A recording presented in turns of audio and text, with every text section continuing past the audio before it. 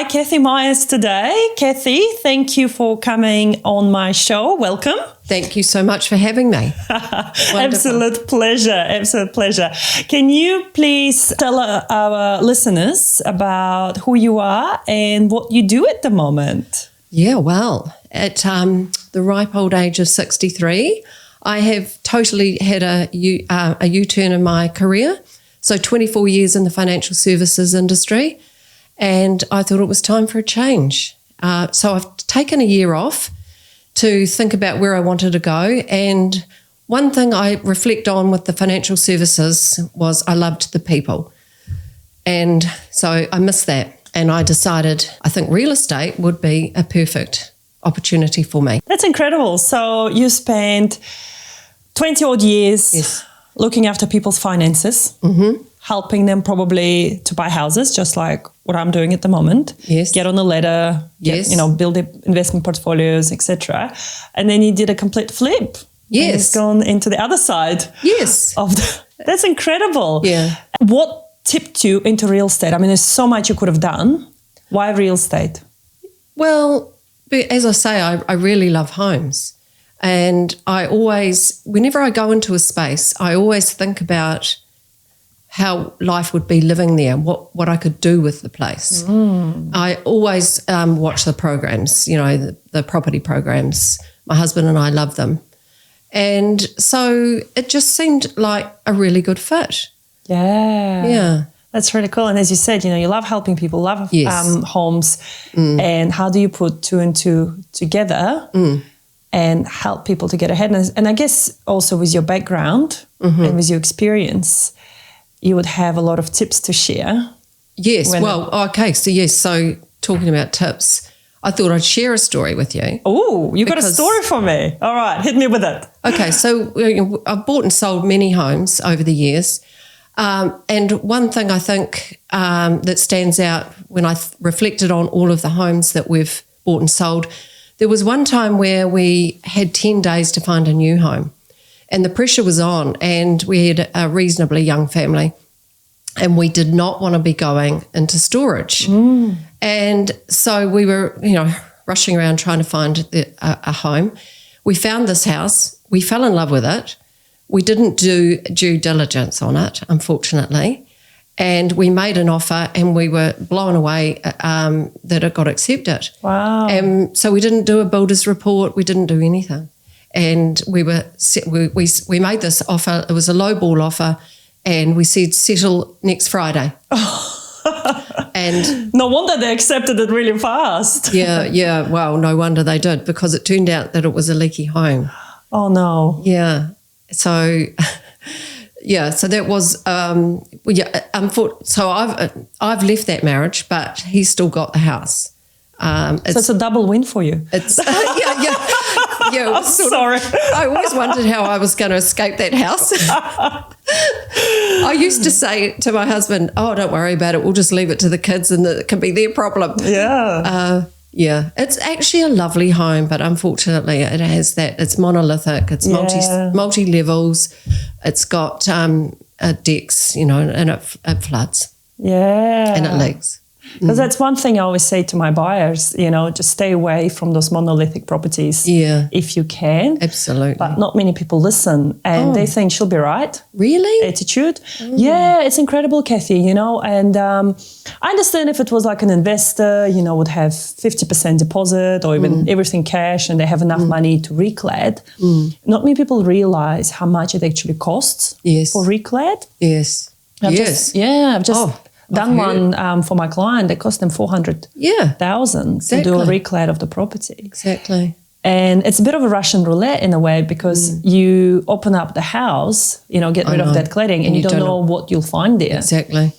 And sometimes it could be even cheaper just to demolish the place. Yeah, and then start again. Exactly. Yeah. Oh, that's a horrific experience. So my message to people that are listening is do due diligence. Don't be rushed. Even if you've got a short time frame, better go into storage, because in the long run, you want to make sure that you're buying a sound property. Yeah, that's right. And especially as you mentioned, you've got a young family, right? And at that time you had a young family. when you were making that decision. And I think when you're in that space of, I got to put a roof over my children's head, you tend to make snap decisions that don't serve you in the long run. Yeah. And that's something I advocate a lot for my clients, because they get emotionally entangled with the property, and I have to be that voice of reason. Yeah, that's good. Yeah, and I wonder how you're going to feel now being a real estate agent. And let's imagine you've got a monolithic type property. How are you going to market that? How are you going to even sell that? Well, very good question.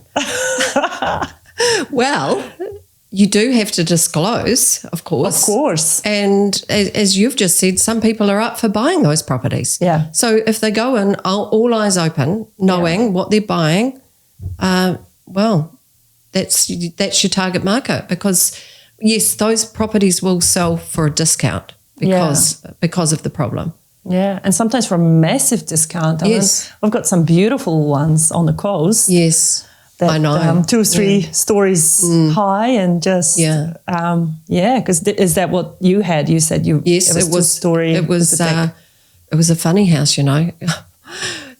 The master bedroom was up on the top floor. Yeah, and down below was the lounge and the kitchen, and then below that was bedrooms and bathroom, and then another level. Oh wow! And then there were stairs down, 2 flights of stairs to the street. So sometimes I'd get all the way down to the street and think, oh no, I've forgotten something. Oh no, you have to go all the way and up. then I was like, forget it, I'm not going back. Yeah, a lot of stairs. Yeah, that would be a good exercise. So it's a good thing that, you know, that house is no longer your headache. No, it's not my problem.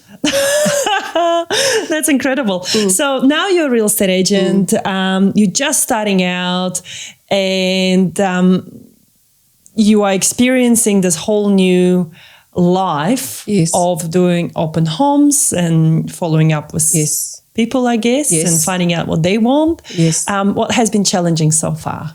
Well, I'm only a week in. A week in, Cathy, and you're already here. Look at you. Well, that's down to you. But I work with, I've got a very good partner, Ross Vesey. He's been in the industry for 17 years. So I've joined him, and at the moment we have 3 properties on the market. So that's keeping us quite busy. Yeah. So I'm learning that Sundays are no longer mine. Yeah. Yeah. That would be a bit of an adjustment as well. Yeah. But I think the big thing about being in real estate is getting your name out there. Mm-hmm. And there's a lot of competition. And so, you know, you got to think about, why would somebody go for me? Yeah. And I think it's because I care. I was about to say, why would someone go for you, Cathy? Yeah, I do care about people, and I do like to see them succeed. And I think when you put your house on the market, you've already left the building, basically. Yeah. You are wanting to get on with your life. And so I want to make that transition as fast as possible. Yeah. And I think one thing I hear a lot is the lack of communication. And communication is the key. Keeping people in the know about what's going on.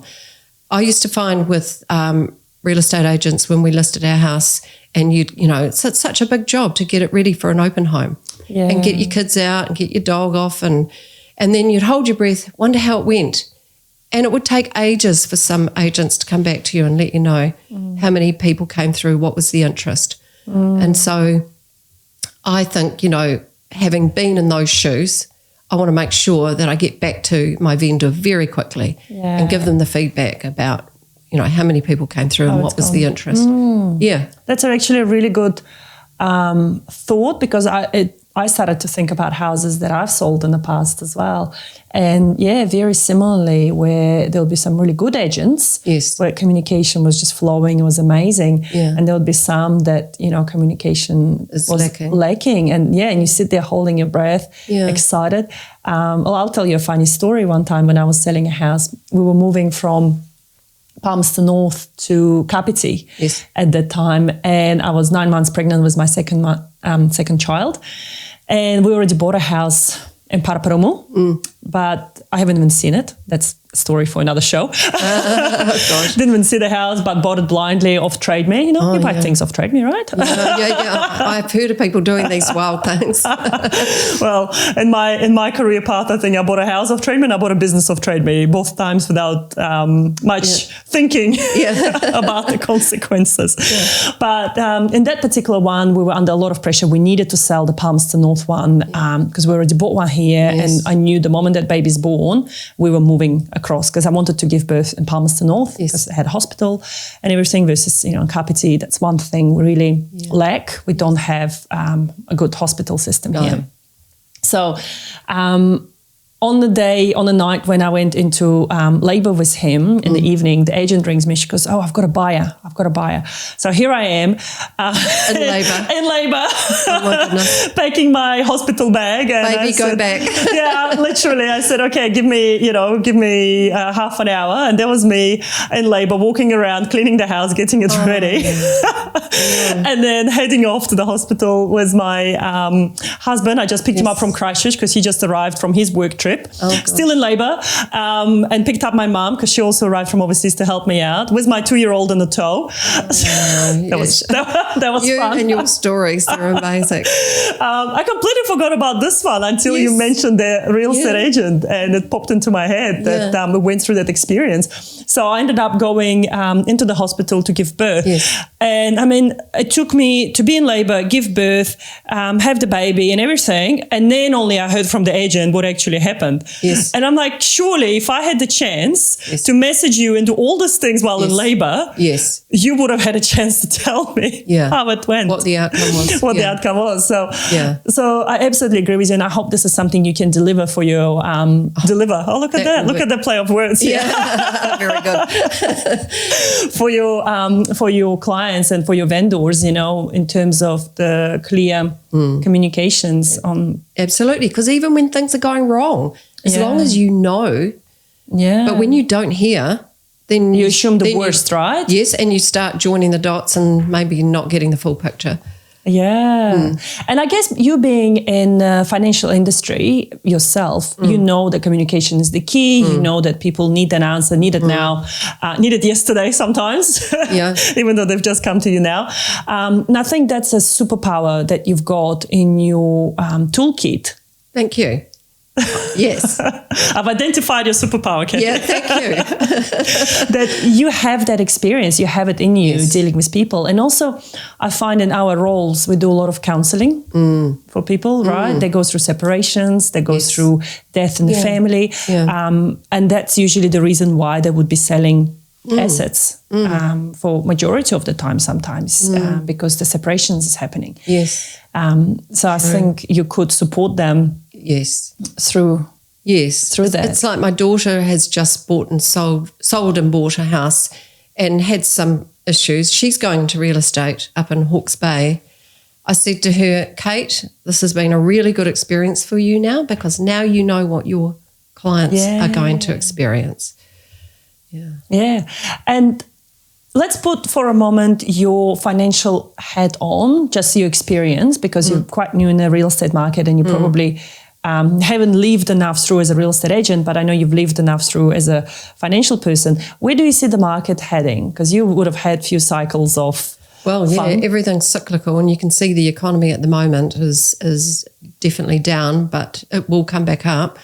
There's talk, in the housing market that we're in a slump. So there's only one way to go. Once you're in the bottom, there's only one way to go. Now, you look, if you're talking about stock markets, I don't know if you want to go there, but the Dow Jones, the American stock market is going gangbusters. It's quite scary, and because it's so high that there's probably only one way for it to go. It's overpriced, overheated. We've potentially got a world war on our hands with the things that are going on in Europe.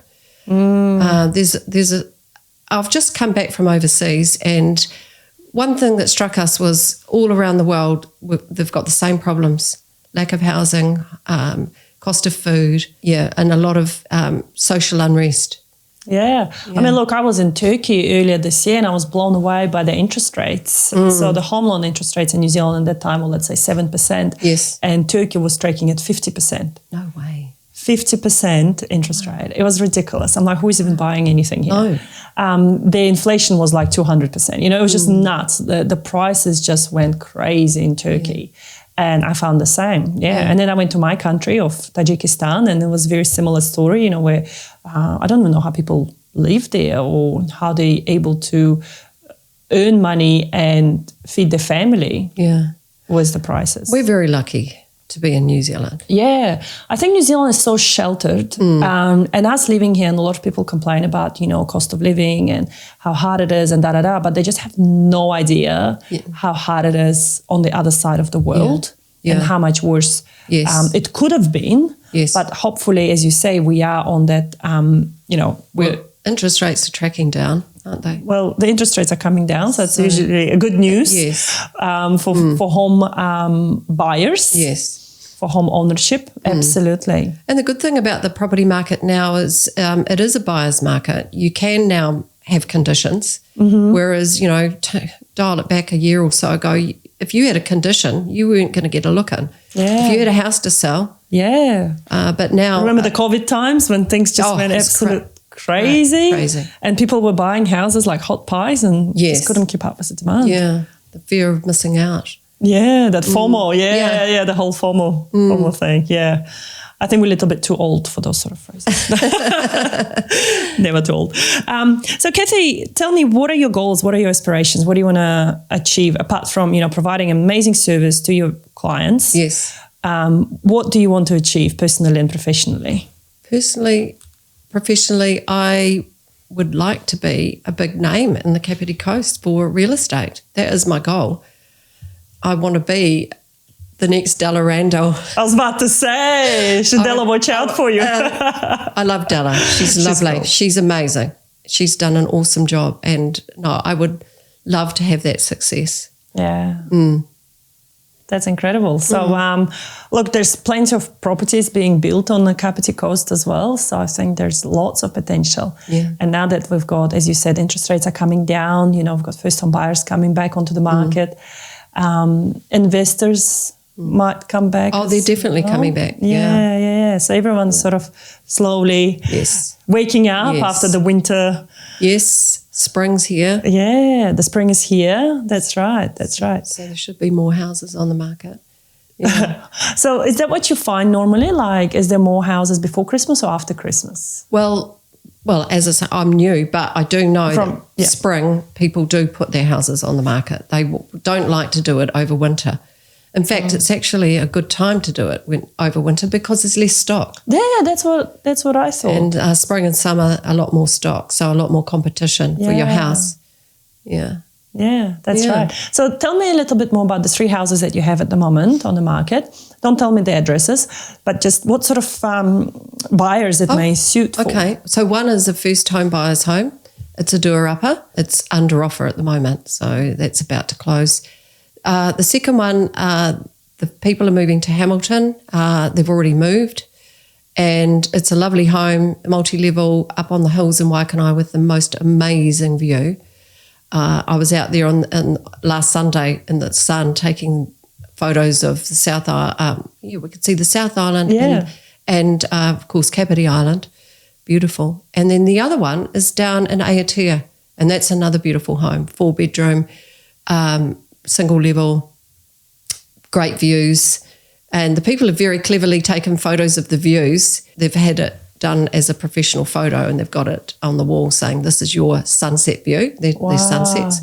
So that's a really good home because it's sort of, there's just a couple living there and you can close it off, the larger part, like the 3 bedrooms and the other bathroom. There's a sliding door where you can just sort of close that off and feel like it's a home suitable for 2 people. Wow. Yeah, it's got very high ceilings, lovely feel, a lot of light. Yeah, beautiful. You really just sold it to me, I'm like, cool, I'm moving to Aotea. Yeah. Wow. Will it fit my kids? Well, and me? It would actually. Yes. Okay. All right. I'll have to have a look into it because, I'm always on the lookout. I love property. I absolutely love and breathe property because through my life journey, property has been important. My dad passed away when I was 7. My mum was left with 3 kids to cater for. Ironically, the same age as I am right now. So mum was 37 when dad passed away, and he was only 44. Sure. So there was a massive shock, Yes, and unfortunately, back in my country, there is no government support, there is no safety net, and there are no regulations when it comes to property. Well, it's probably better now, but back then it wasn't. So we were told that house doesn't belong to us anymore because my dad passed away and it went to his family. Wow. So we got kicked out of the property. And lucky enough, my grandmother had an apartment to put us in at that time. And for me, it was a wake-up call. At the age of 7, I was like, holy moly, why do we have to move house? Why, I've just lost my dad and now I've lost my house. Yeah. How does that work? Yeah. And growing up, I made myself a promise not to be in that position again, and that has been the driving force of why I'm so passionate about the property and why I'm so passionate about helping others. Yes. To get on the ladder, And I think living in New Zealand and seeing that we live in a first world country versus I've come from a third world country, everyone deserves to have a house. Yes, of course they do. People should be in a house. There's plenty of land. I know. Plenty of place, right? Yes. And I feel it's unfair when people get outpriced or outbid and someone gets too emotional, and that's why I try to be that voice of reason and bring people back and teach them how to negotiate and how to work. Because one thing I would give you a tip on as a starting out real estate agent maybe is to help those buyers, to identify those vulnerable buyers that maybe don't have enough experience, and especially if they don't have a mortgage advisor on their side, and if they're just dealing with the bank, because you and I know bank works 9 to 5, sometimes 9 to 3 on a Friday, and it's a golf day, golf afternoon. Not you and I, we didn't work like that. No, you and I have slightly, different work ethics. But you know what I mean. It's the bank is not going to be available on the weekend to pick up that phone call after the open home, where clients go in, they see the house, they absolutely fall in love, and they usually call me and they go, oh my God, what do I do next? And because I work 24/7, sometimes, 7 days a week, I am able to answer those calls and help people. So for me, as an advice to you starting out would be just look out for those people and, give them that extra support, because they have no idea what they're doing for the first home buyers. No. And sometimes they do get those cold feet of, maybe, that's not the right thing. Yeah, so that's another thing, Ross, with his wisdom, when he lists a house, he puts a price, because it's so hard for a first home buyer when it says, buyer inquiry or a closed tender or going to auction. It's so tough for them. But when they can see, this is in my price range. Yeah. This is doable for me. Then, it's so much better, and you're opening the market up. When you go to an auction, you've actually closed off a whole lot of, you've got to be cashed up to go to auction. So you've actually turned your back on a whole lot of the market. Yeah. And as a mortgage advisor, I'll tell you, banks hate auctions if clients don't have 20% deposit, right? Clients have to spend a lot of money up front to get themselves qualified for the auction, because when you don't have 20% deposit, you do need to have valuation done. Yes. And the risk is you'll go and get valuation done, but then you don't win the auction, and you just spend $1,200. Yeah, exactly. And that could be part of your deposit. So first home buyers just haven't got that money. Yeah, so I usually say to my first home buyers, please stay away from auction. Yeah. And I remember a couple of real estate agents a few years ago, and there was a first home buyer market sort of house, and they'll put it on the auction. I'm like, what are you doing? You're killing a huge share of the market that can't go in. I mean, you can't get 5 buyers going out and getting valuation done. No. So they can get pre-approved for that auction. Exactly. That's ridiculous. It is ridiculous. Yeah, so please don't put places on auction. No. That's really good. So, so I mean, in terms of the way houses are sold, it's interesting you raised that point, because I've recently had a conversation around that where it's so hard. Overseas, normally you'll have a number, there's an apartment and it's selling for 50,000. Yes. And then you come to New Zealand and there's no prices. No prices, yeah. I recently sold a rental property, and Ross sold it for me, and he put a price on it. And I saw a similar house around the corner being sold by another agent, and they'd made it a closed tender. And I said to him, do you think we should be doing a closed tender? And this is when he said to me, no, your home is a first home buyer's home, and you want them to know that they can afford it. Yeah. Yeah, and it's sold on the first open home. Wow. Yeah. That's incredible. To a first home buyer. That's incredible. Yeah, because people want to know. I mean, nobody likes a secret, unless it's a good secret. Yeah. But most of the time people, and I think they deserve to know as well, because then they don't get their hopes high. Yes. Because I find, a lot of my first home buyers, it's their first home, they fall in love with that. It's like that first love, that sweet love, and you've fallen in love and then your heart gets broken. I know. I've been through that. It's horrible. It's a horrible feeling, right? Yeah. So I used to get told, don't show your emotions. They'll know. You don't show your hand that you really love a place. Yeah, that's right. You have to keep your cards close to your chest in order not to show those emotions. Yeah, that's amazing. So in terms of future goals for, so you've told me about that you're gonna, be number one on the coast, very well known, etc. But in terms of personal development, what do you do in your spare time, and what are you aspiring? Well, because it's all new, and I crammed a 6-month course into 3 months. I just want to keep on top of the property market, keep my fingers on the pulse as what's going on in the news, in the property world, because that's really new for me. Yeah, keeping a real strong focus on property. Whereas I used to look at the share market and interest rates and yes, I still keep an eye on that, but now my main focus is property.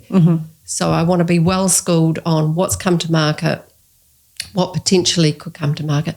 Interesting, I've found out that the average homeowner holds their home for 7 years. Wow. Yeah. So, and I guess that's true. True of myself when I look at it. We've owned so many homes, and so some of them under 7 years. Well, it's a relationship cycle as well. In psychology, they say 7 years. It's a 7-year itch. Yeah. So you probably get it with a house. Yeah. Wow. Because I guess, people get settled and then they go after a while, actually. But then the family grows as well. I mean, that was the case with my family. Yes. We had first child and we had second child and we needed more space. A house. And then, surprise, we had a third, and then one day you'll be looking to downsize. You'll be an empty nester, and you'll be saying, "This is too much house for me." Yeah, yeah, exactly. So people go through those cycles in life. You're absolutely right. Yeah. So that will be my focus, is just keeping an eye on the property market, being fully engaged with it, so that that people can trust me that I do know what I'm talking about. Yeah. When I started in the financial services industry, immediately I wanted to do the qualifications. And actually I was told, I started at A&P many years ago, they said, don't worry about doing the qualifications. And I said, no, I want to know what I'm talking about. Yeah. And so I went down that path to become a certified financial planner in the early days when the industry wasn't regulated. And so I will take that same ethos through to the property market. Yeah. So is the property market regulated? Are you regulated by anyone? Yes. Okay, good. Yeah. Good to know. Because again, I just had a conversation with someone else, and did you know that property managers are not regulated? Yes, I did hear that. Isn't it scary? Yes. Well, that'll change for sure. In the years to come. Yeah. Well, it took a while for the financial services industry, but... Yeah. And are we heavily regulated? Yes. And that's fun in itself. Yeah. But it is easing up. I mean, it does have its pros and cons, and I see a big pro that it did get rid of all the cowboys out there and people providing, bad advice. Yes. So it's just leaving really the good people out there. That's incredible. There was something I was going to ask you, but absolutely skipped my mind because I'm looking at you and I'm just in awe of you, because to go through your life and suddenly do a career change at your age of, as you said in the beginning, 60. I know. I'm thinking, what am I doing disclosing my age? But you don't even look like 63. I didn't even know that you were 63 and I would never put a finger on it. Thank you. I thought you were in your 40s. Thank you. Oh, well, I'll go with that. Let's take 20 years of that to begin with. But second, it's incredible, to take that leap of faith. Yes. At this time. Well, at my time in life, it's actually you get freed up. My children are growing up. I've got grandchildren. I'm free, and it's actually really liberating to say I'm actually working not for the money but for the love. Yeah. Of getting out there, seeing people, helping people, putting on a nice jacket and dressing up. And I think it will show through your work as well, because same with me, when you're not money driven, people see that, people feel that, whether you selling because you have to and because you want to make as much money as possible to get that commission, etc., or whether you're doing right by those people. So I absolutely agree with you, and I think that will shine through your work. Thank you. And I hope so. I think you'll do amazing, Cathy. I can't wait to see. I've just remembered what I was going to ask you. Can you come to my show more frequently and share that property data with me? Oh, yeah, I'd love to. And we can, share that knowledge with people, because that's the whole idea of doing this, is to educate people. Yes. So they can get on the ladder, that it's not that hard, that not as hard as it seems to be in the media. Yes. That's what I want to say, because I think the media just overpowered everything these days. The media, Right? And I think they spin their yarns. Yeah. And I think we need to be that voice. I think we need to change that narrative. We do. Because if you want to have the change, you've got to be the change. Absolutely. And if you can believe it, it will happen. Yeah, if you can. Yeah. I love that. That's what my son says to me all the time. He goes, Mum, if you believe it, it will happen. Yeah. My second son, he loves that sort of, because that's what I used to say to him.